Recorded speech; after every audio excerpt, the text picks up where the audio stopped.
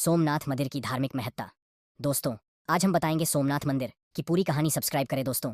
हिंदू ग्रंथों के अनुसार सोमनाथ मंदिर की स्थापना स्वयं चंद्रमा अर्थात सोम ने की थी।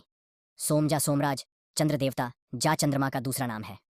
कथाओं के अनुसार चंद्र देवता ने दक्ष प्रजापित की 27 पुत्रियों से विवाह किया था, परंतु चंद्र उन सब में से रोहिणी को अधिक प्रेम करते थे। अपनी बाकी पुत्रियों के साथ हो रहे अन्याय को देखकर दक्ष प्रजापति ने चंद्र को श्राप दे दिया कि अब से हर दिन तुम्हारा तेज चमक कम होता जाएगा। श्राप से घबराकर चंद्र देवता ने भगवान शिव की आराधना शुरू कर दी। चंद्र की आराधना से प्रसन्न होकर भगवान शिव ने चंद्रमा को श्राप का निवारण दिया। उन्होंने चंद्रमा से कहा कि 15 दिन तुम्हारी चमक कम होती जाएगी और उसके बाद लगातार 15 दिन तुम्हारी चमक बढ़नी शुरू हो जाया करेगी। श्राप के निवारण के बाद चंद्र देवता सोमराज ने वहां पर सोने का मंदिर बनाया और यह मंदिर सोमनाथ मंदिर के नाम से जाना जाने लगा। सोमनाथ का अर्थ है सोम, चंद्रमा के नाथ, भगवान।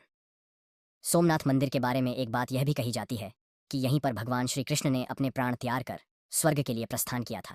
सोमनाथ मंदिर का इतिहास। सोमनाथ मंदिर पहली बार किस समय में बना, इसके बारे में कोई ऐतिहासिक प्रमाण उपलब्ध नहीं है, पर फिर भी यह जानकारी जरूर प्राप्त है कि 639 ईस्वी में इसे वैल्लभी के मैत्रिक राजाओं ने दोबारा बनवाया था। इस मंदिर को 725 ईस्वी में सिंध के मुस्लिम सूबेदार अल जुनैद ने तोड़वा दिया। 815 ईस्वी में प्रतिहार राजा नागभट्ट ने इस मंदिर को दोबारा बनवाया। इस मंदिर की प्रसिद्धि दूर दूर तक फैली थी। यह अपनी धन संपदा के लिए बहुत प्रसिद्ध था। सन 824 ईस्वी में महमूद गजनवी ने अपने 5000 साथियों के साथ सोमनाथ मंदिर पर हमला किया और 25,000 लोगों को कत्ल करके मंदिर की सारी धन दौलत लूट के ले गया।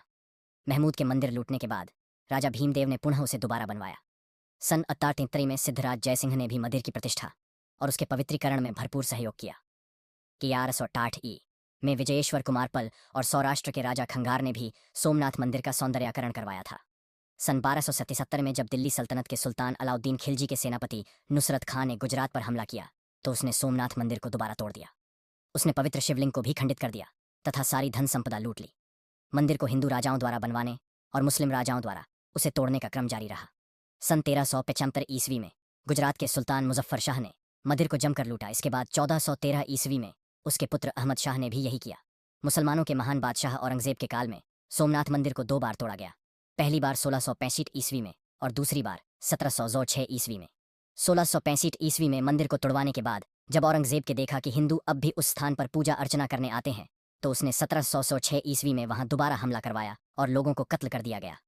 भारत का बड़ा हिस्सा जब मराठों के अधिकार में आ गया सन 1743 में इंदौर की मराठा रानी अहिल्याबाई द्वारा मूल मंदिर से कुछ ही दूरी पर पूजा अर्चना के लिए सोमनाथ महादेव का एक और मंदिर बनवाया गया।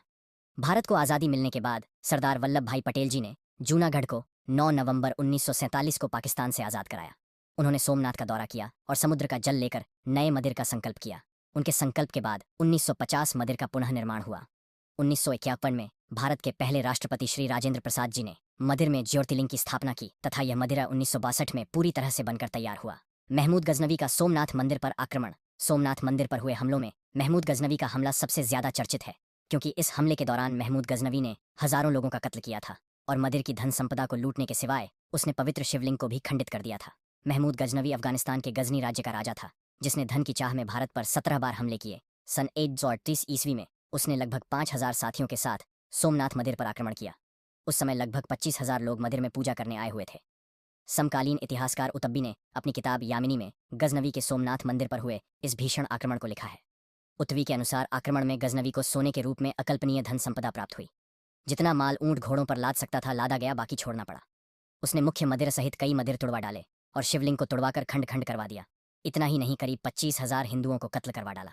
हजारों स्त्रियों एवं बच्चों को गुलाम बनाकर गजनी ले जाया गया, जहां बाद में गुलामों के बाजार में उनकी नीलामी की गई। भयंकर लूटपाट करने के बाद गजनवी कच्छ के रण से वापस जाने के लिए निकल पड़ा। जब इस कत्लेआम की खबर हिंदू शासकों को सुनाई पड़ी तो उनका गुस्सा भड़क उठा।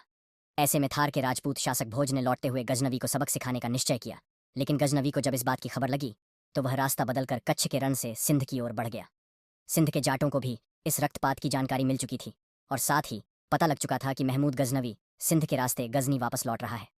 ऐसे में सिंध के जाट शासक भीमसेन जाट ने गजनवी की सेनाओं की घेराबंदी कर जबरदस्त हमले किए और गुलाम बनाए गए बहुत से स्त्री बच्चे छुड़वा ली। भागती और जान बचाती गजनवी की सेनाओं का दूर तक पीछा किया गया। कईयों को पकड़कर मौत की घाट उतार दिया।